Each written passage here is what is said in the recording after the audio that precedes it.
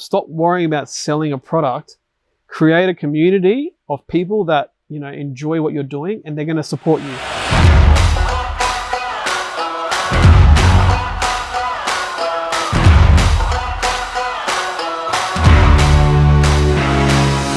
Nathan Anthony, you are 30 years old. Yep. You run a company, Muscle Nation. Last financial year, you had a $27 million turnover in your business. And this financial year, you're probably going to hit 15 million or more. We want to try and double last financial year. So yourself and your business partner, Chris, started the company from nothing 5 years ago. Yep, we're sitting in his spare bedroom at home at a little desk, and we launched it from there. And here today, I am sitting in a warehouse that's almost 2,000 square meters, and you're building another warehouse down the road that is 4,000 square meters. And you're thinking to yourself, maybe we even need a bigger one. Yeah, I'm worried it's not going to be enough. So, massive company at such a young age. And a lot of people see you, Nathan, massive business, drives a bright green Lamborghini, and your partner drives a bright orange Lamborghini. Sometimes I drive it. It's been 2 weeks. Sometimes you drive it. I'm happy to help you drive it if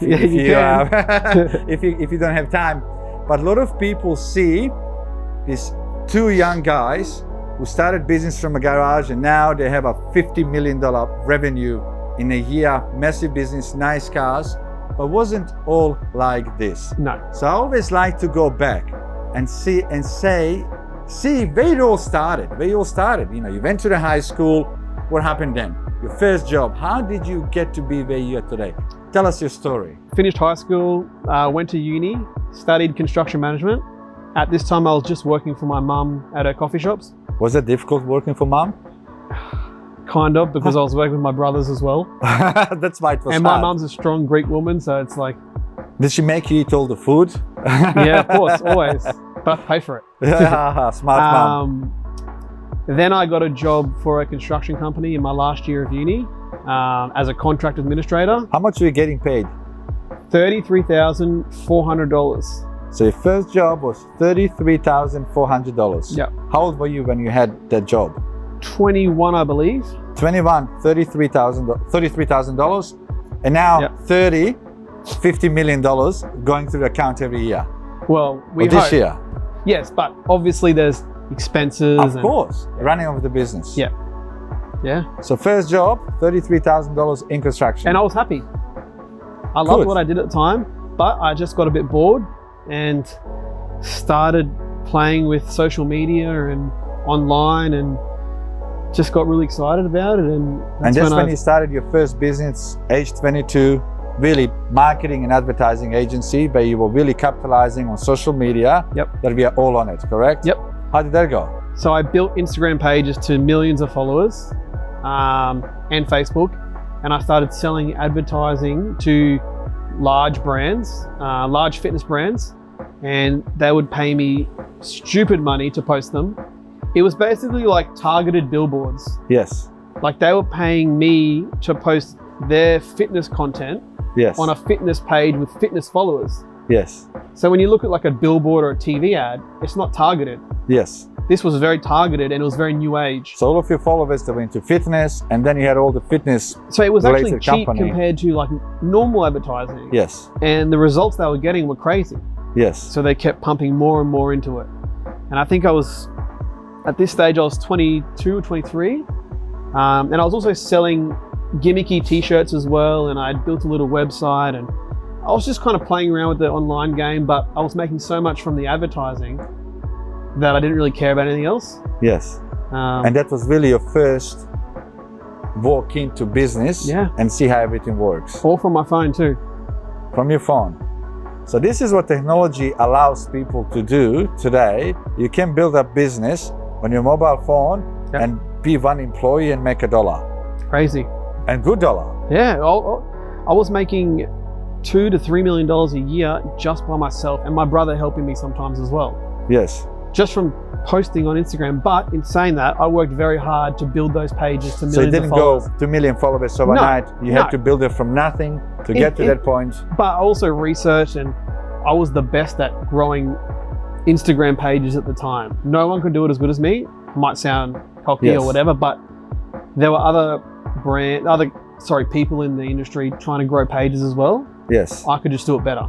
Yes.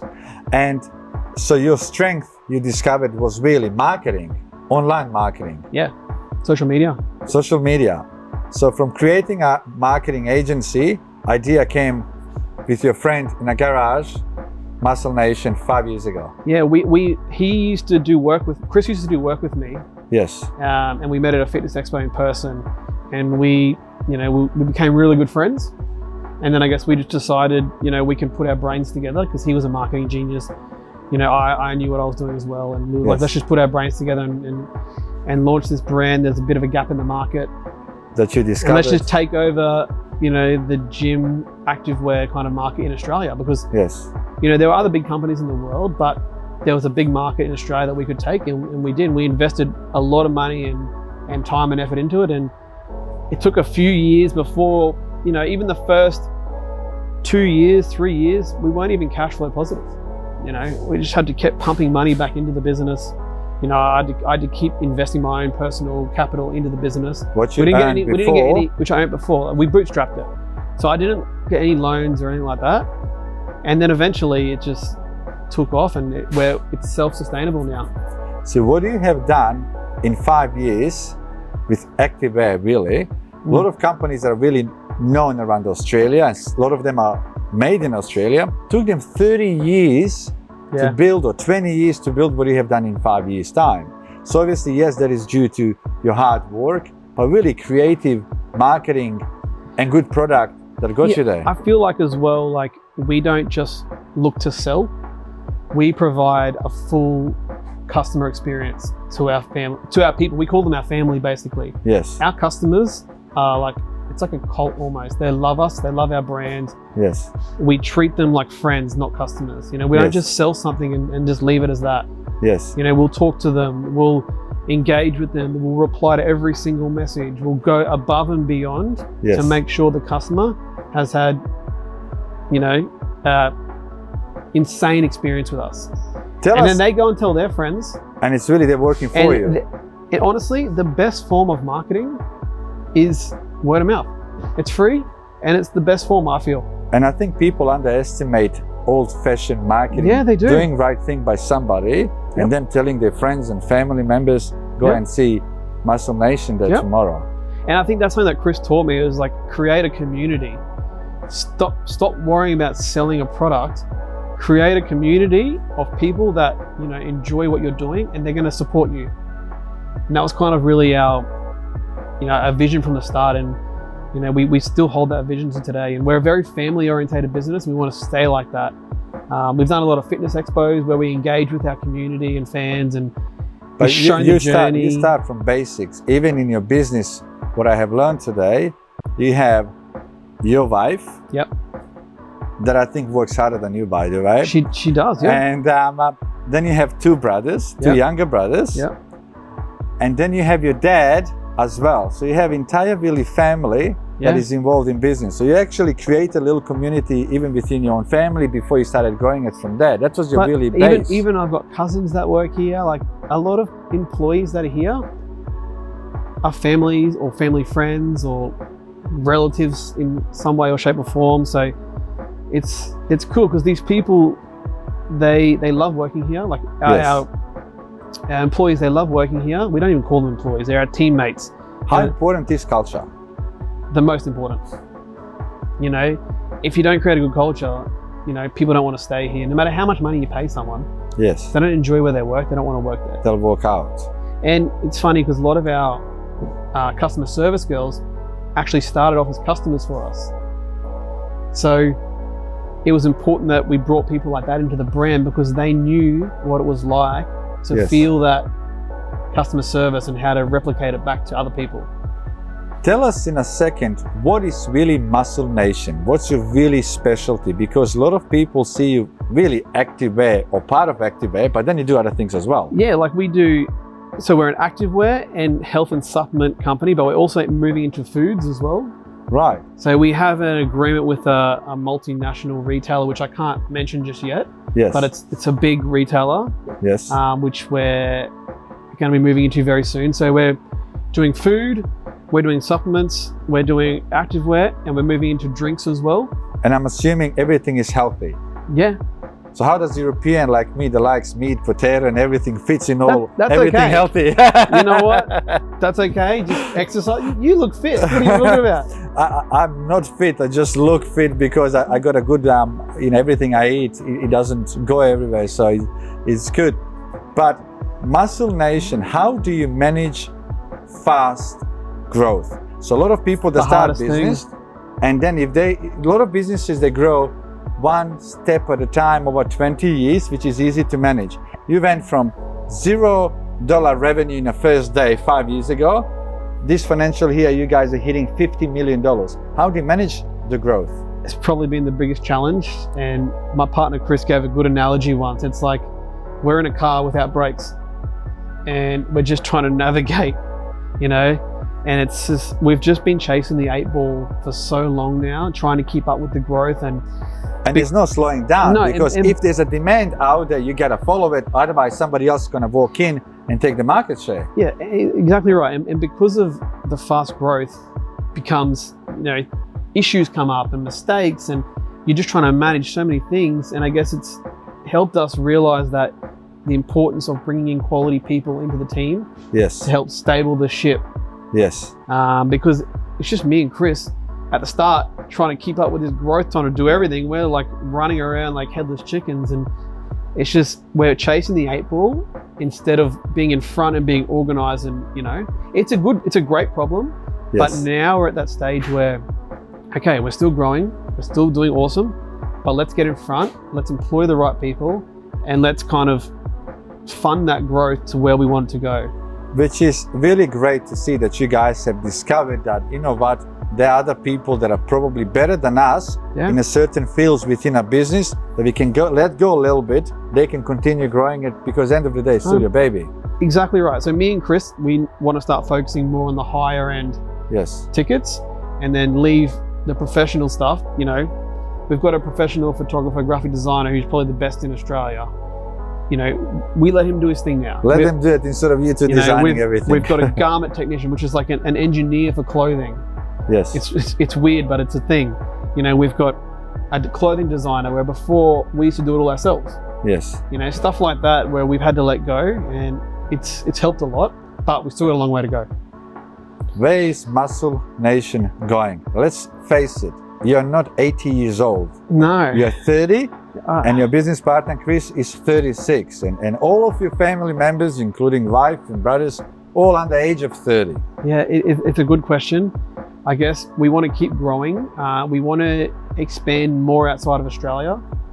At the moment, we're probably 80% Australia-based business. Yes. We do ship overseas, but it's not huge for us. Yes, so Australia is still... Yeah, Australia dominates, female dominates, but we want to expand into international markets more. But also continue to grow Australia, move into, you know, the retail side of things, grocer, service stations, that kind of thing. But there's really no plans to slow down, just keep growing. And even with our supplements, we're in nearly 400 stores across Australia, wholesale. Plus we sell our supplements online as well. So we're just kind of in a whole bunch of different areas, and we're always trying to add new things, and we feel that new means more growth. Yes. You know, if you keep doing the same thing, you just become stagnant. And one thing Chris taught me as well, it was we've got to keep bringing out new flavors, new designs, new products, because people want new. They want new. Yes. You keep bringing the same flavor out, people get over it. Yes. It's always beautiful to see how well you actually speak of your business partner, Chris. I actually haven't met, but it's beautiful. I give him a lot of credit, to be honest. The company wouldn't be where it is today without him. We work very well together, where I wouldn't even call it a business partnership. It's more of a friendship. Yes. You know, I christened his son. So we're a very close family, I would say. Yes. Especially my wife. My wife probably talks to Chris more than I do. Yes. because she works directly underneath him. Yes. So I'm not her boss. I don't think Eva would be her boss. No, Let's just, doesn't matter what you do. not anything in life. Yeah, exactly. So just starts from there. One thing that is beautiful to see is you're very young, you have a very successful business, you drive a green animal of a car out there, but you're so humble. I mean, I've been following you on social media. You are so humble. One of the things that the reason that I wanted to interview, because you are good at what you do, but your feet are so on ground. Yeah. That is beautiful. You talk to anybody. Yeah. You know, somebody says hi to you, you talk back. Of course. And you're still in business, what I call shoveling, working. You're not the boss that is just sitting in the office for 10 minutes a day and rest of the day drives around. No. How important is to feel your feet on your ground? The most important. I still like to get in here and pack orders sometimes. Nothing grinds my gears more than people that have money and that they're just so up themselves and arrogant and think they're better than other people. Money doesn't mean anything at the end of the day. You know, we don't even do this for the money. We do this because we want to see this company grow and it creates happiness. Money is the biggest evil if you're not happy as a person. That's it. Happiness is nothing. the Money whole point can of do this anything. is for happiness, not for money. Yes. You know, cool. I drive that green Lamborghini, but does it make me happy? No. I had a Gallardo in 2000 and I don't even know when I was 25 years old. Still good car, by the way. Great car. First 2 weeks I had it, I thought it was the best thing in the world. I loved it. I was, over the moon. A few months later, it sat in the garage for 3 months because I got over it, because I thought it was going to bring me happiness, and it did not bring me any more happiness than... Materialistic things make you happy for a minute, but you can go and see your mom, dad, and have a dinner with your brothers, or your wife make you laugh. That is happiness within that you feel. I mean, cars, you drive it for 10 minutes from your home, literally to here, and first 2 minutes, beautiful, but then you have rest of your day to spend with your two brothers. You know how beautiful it is you working with two brothers? Yeah, I'm very lucky. Or going to see your dad, who will be probably cranky at construction site because you came to see what he's doing. That's beautiful. Yeah, I'm very lucky. And that is really true wealth. All of this that you have created is bonus to your happiness, which you can enjoy, and also, created a platform, community where other people are, enjoying using. I agree. Which is really, beautiful. How possible is for young people that are watching you now to be sitting in chair that you're sitting today? It's very possible. However, you've got to really, really want it, and you can work hard. I agree, working hard is very important, but you can work hard at anything. Doesn't mean it's going to blow up and be huge. You've got to still make sure you're trying new things, you're testing new ideas, you're researching, you're finding gaps in the market, you're creating something that people need or want, or a service that doesn't exist, or you've got to still have that aspect as well, I feel. Yes. If you failed today, what would you do tomorrow? If I had no money? Everything, I won't say COVID-19 hit us again, but we got busier during COVID-19. Which is, a lot of businesses actually. But if you lost everything today, first thing tomorrow, I'd start some sort of online business again. I feel like... So you would get up again, not stay on the ground? No, I'd start another online business for sure. And I feel like there's still so much, there's still so many markets that are, untapped into. And I feel like people are just too scared to try. But I understand, yes, you got to invest money and time and effort, and people don't have it, but it's you just got to try, I guess. No stopping. No. Even when I was earning 30 grand a year, I was still buying stuff from China to try and sell on eBay. Yes. I wasted a couple of grand on iPhone cases and other little gimmicky stuff, and still sitting at my parents' house now. And every time when you smash your screen now, you wish you had those iPhone cases still.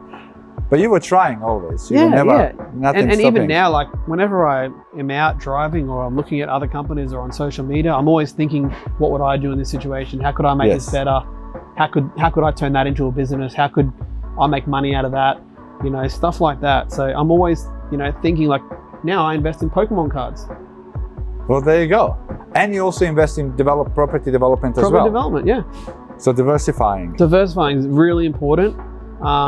You know, I bought all this Bitcoin and stuff in 2017. I forgot about it. Yes. Now I have all that too. So it's like diversifying is really important, I feel, as well. What drives you? What motivates you? What gets you out of the bed every morning instead of sleeping all day? Well, it's funny because when I used to do my advertising, I used to go to bed at 5 a.m., 6 a.m. every night because I was working on US time. Yes. And I'd get up at about 10 or 11 and I'd just sit there by myself every day and do my work. What drives me now is seeing the people around me happy and seeing everyone here and coming to work with my wife and going home with my wife. And like you said, seeing my brothers. I love coming here and seeing what we've built every day. Yes. I love coming to work. I don't think I'll ever retire. Well, you are retired already because you're not really working. You're having fun every single day. What people don't realize that people see work as work and then I have fun when I get home. And what people don't realize that 80% of your day is really about work. We all wake up in the morning, we are getting ready to go to work. Yep. Then we work all day, then we are driving home from work for 30 minutes to 1 hour, and then when we get home, we are awake for 2-3 hours, then we're dead, because when we're sleeping, we're dead. So 80% of your day while you're awake is about work. Yep. So if you just see it as really work, then you don't really live. So you are excited to go, whatever it's called, the work or fun, but you obviously, that's fun to you and you're really not working in a way. There's no Monday or Sunday, it's just another day really. Like even Saturday, Sunday, whatever, like it doesn't make a difference. It's just, you know, people look forward to the weekend. But your weekend is every single day. Well, yes, but in a different way to other people see their weekend. I understand, but do you enjoy it so much that you actually look forward to coming here instead of looking when it's 5 o'clock so you can go home? You don't even know what 5 o'clock is. No, I love coming to work. What is one advice you would give somebody who is 18 years old today? Don't be afraid to just try things and try new things, even if they look like they're a stupid idea, because you never know, that stupid idea might be a niche in the market that people need and want. You just don't know. It could be anything. You know, there's Pokemon cards. Who thought Pokemon cards were going to make people money? Like, there's just so many things out there that are so random that can make you money and you can start a business out of that. People just think they're stupid and just forget about them. Do you recommend to younger generation, do you recommend for them to start a business? When I first was trying to kind of get out there a bit, and it was my mentality was to just buy property. That's it, and hold it. But as I've gotten older, I don't think that's the key, and wouldn't give that advice, because yes, holding property is good, but I also feel like starting a business is a lot more better in multiple ways. You know, you got the satisfaction, you can scale it, you can make a lot more money than just sitting on a property. I feel like the property should come after. Correct. You can park your money there if you like and grow it, but even now, like I don't like to park all my money in property because it's not dead money, but I feel I can do more with it. Other stuff, like I'd rather do a development and flip it. Yes. I understand you there. Stuff like that. Yeah, of course you do. But it's like back when I was 21, and you know, it was kind of the stigma that your parents had taught you when you were young, and was to just buy property. But in saying that, if I bought a lot of property when I didn't have any money then, but if you bought 10 properties back when you were 21 and you had them now, it'd be worth lots more. Crazy in this market anyway. Today. So bloody seller's market now. Look, I think at the moment that entire economy is actually what I would call gone in V-shape. So a lot of businesses that were a little bit struggling maybe last year are doing extremely well now, which is really good. One thing that it's really good for Australia, that we're actually creating a lot of jobs. Yeah, I am. You're creating a lot of jobs, employing people. In every way I worked here, I see humans working, which is really contributing to society as well, which is important. Exactly. And that was one of our biggest things over COVID, was to make sure we keep all our staff on. Yes. When it first hit in March last year, I think it was March or February, I can't remember. But we were worried, like we don't know what's going to happen. You don't know is it going to kill the economy? Like, is it going to kill us? Is it going to kill us? Like, we're an online business, who knows what's going to happen? You know, so our goal was to keep all our staff employed, because we feel we have a duty of care, and they're not just workers or staff. They're more of like a family to us, and we wanted to look after them, make sure that we could keep them on, and we did, and we actually employed more people. You obviously use your own product. Yeah. That obviously I have to start buying a lot more of it now, and how important is to be innovative every single day? So important, because there's so many competitors that are coming onto the market. There's so many companies that copy us every day. Yes. But they can copy us, but the thing is, we have a community, we have a brand, we have people want to be part of Muscle Nation. But in saying that, it's still important for us to be fresh with our designs, new flavors, new products, new innovative ideas. Just we've got to keep pushing forward, and that's something that Chris always pushes us on. Yes. We need fresh patterns, we need different. We need to be innovative and just really keep pushing their boundaries. Otherwise, competitors will catch up. That's just business. In any kind of business, full stop. And I feel like it's like, look what happened to Nokia and Apple. Like, they were so complacent, and they just... I still wish that I had my first Nokia phone. It was just so easy to use. Just call and hang up, and that's it. But did you ever think they were going to die? No, they were a multi-billion-dollar company that pretty much don't exist today. Yeah, it's crazy. One of the things that made myself happy as a really human, I've spoken to a lot of people about yourself. Yep. That you have actually helped. Yep. One of my very close friends, who doesn't have the same business like you, but does have online business. Yeah. I don't think you guys knew each other that well, but he reached out to you. He came here, you showed him around, and he helped his business. Yeah. But you didn't have to. No. I love doing that though. And you're not making any money out of it, because it's completely different business to yours. Yeah. Completely different business. Yeah.